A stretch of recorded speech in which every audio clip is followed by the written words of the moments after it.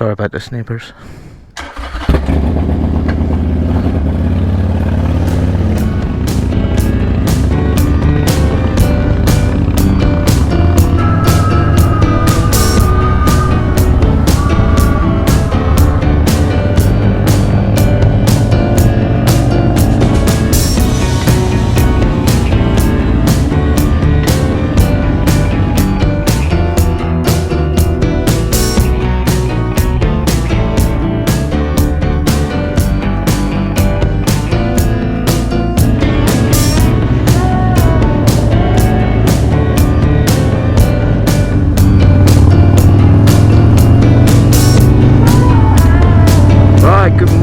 Off the beaten trackers. It is just gone 5 in the morning. Look how light it is.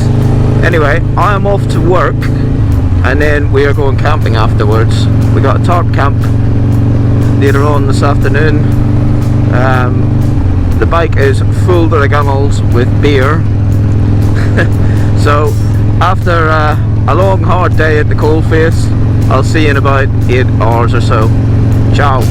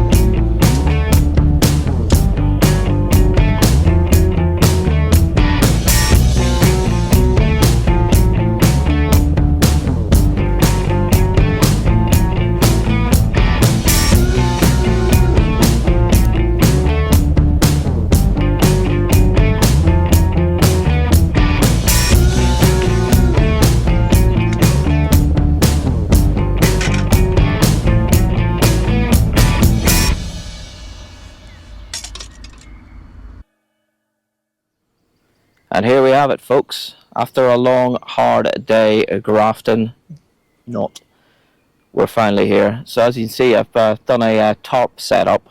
Absolutely love Tarp camping. It's so versatile. I hope to have the place to myself, but there's some contractors in the field, so you might be able to hear them. They should be going shortly. Yeah, I'll give you the grand tour. So it's my DD Tarp, which I think is a 4x4. I don't know. It's the Mahusive one.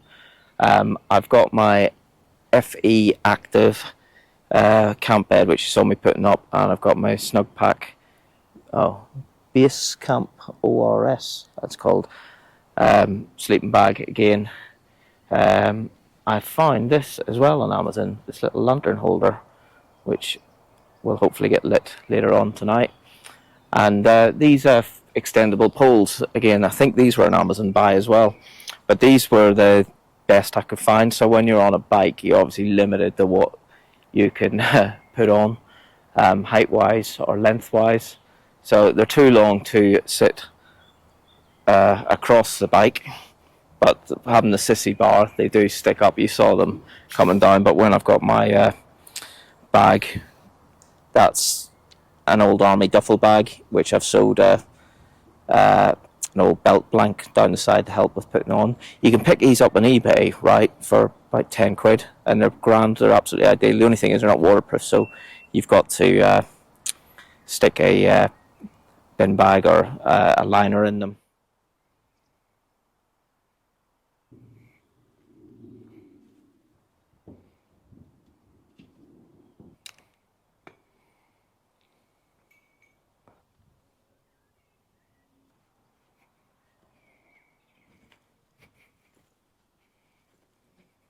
So I'm still doing a recce for future camps, and I keep coming back to this.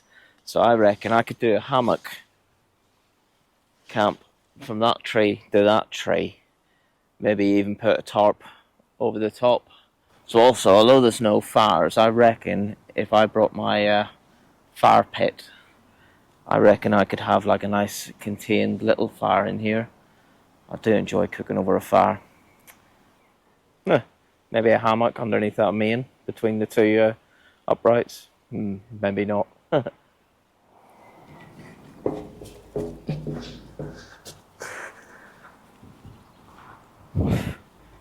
This could be a novel one. Yeah, this could be quite an interesting one. Bit echoey. Look at that heron, see him? I disturbed him. Probably all settled in for an afternoon of fishing.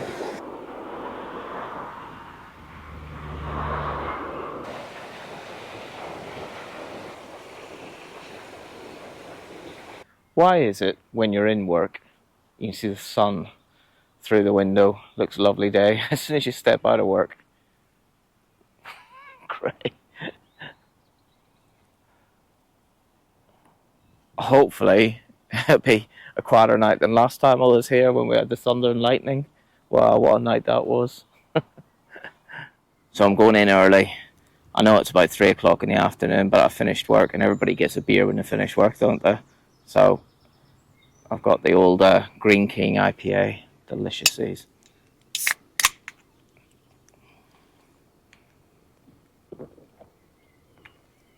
Oh, that tastes good. Anyway, I'm going to chill, drink my beer, and then we'll come back to you shortly.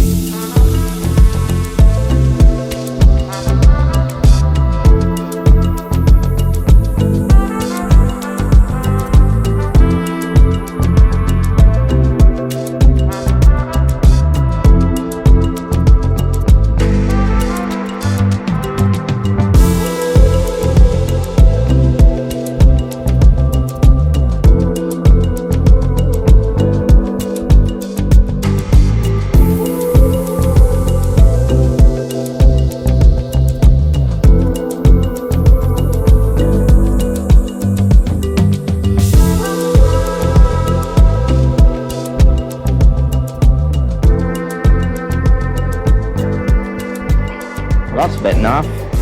I was cooking dinner there and I wasn't actually recording, so what I'm doing tonight is chicken and chips. So I've just cooked the first batch of chips.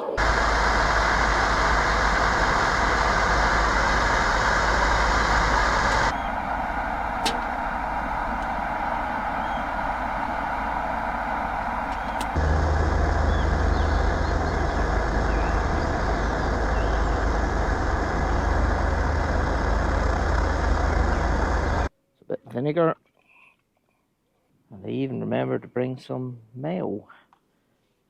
Mayonnaise. Oh, look at that.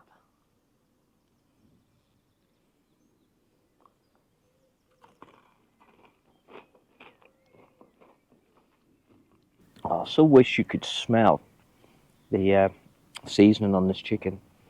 I mean, I'm getting wafts of garlic and the onion as well. Master Chef, nowhere.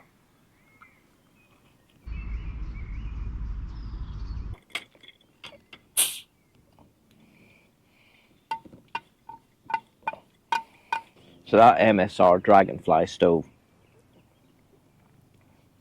it's a bit of a love-hate relationship with it.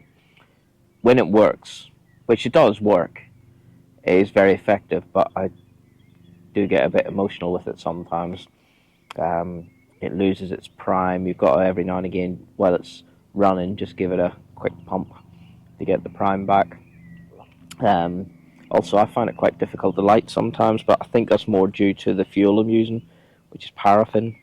I know if you run it on petrol, I imagine petrol is a much lower flash point, so it'll ignite quicker. Paraffin, being oil based, takes a little bit more flame for a few seconds to get it going. I'm falling asleep to all the peace that you keep. Still trying to waste some time. Yeah, trying to lose your mind. Trying to lose your mind.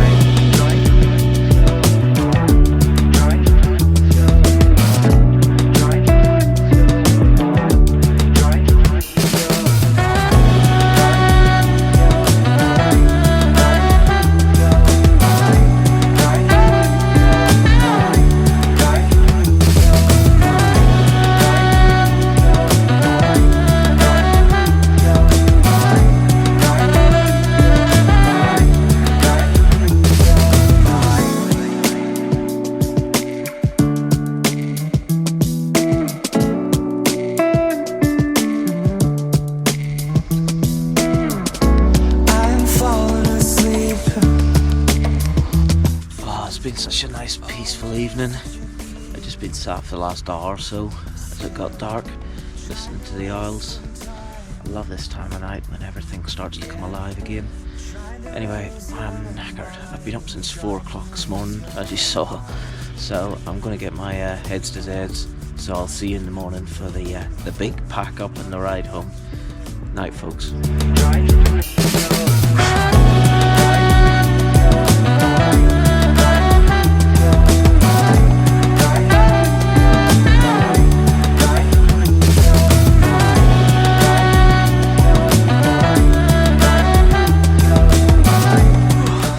Guys, it's just about 7:15 in the morning. It was actually quite a nice sleep. I was really comfortable actually on that bed, and it was quite toasty in the sleeping bag. It was quite a nice temperature because it was like cool outside but warm in the sleeping bag. I got woke up a few times. Those tawny owls are, I know they're like silent, stealthy and that, but they do make quite a racket when they decide to hoot at each other. There's at least 2 in the trees around here. So there was that, and then something else about an hour ago. I think it was a heron landing in the stream with it flapping its wings. But apart from that, I didn't get disturbed once. So I haven't got anything for breakfast or anything, so I'm just gonna get packed up and head home. See you in a bit.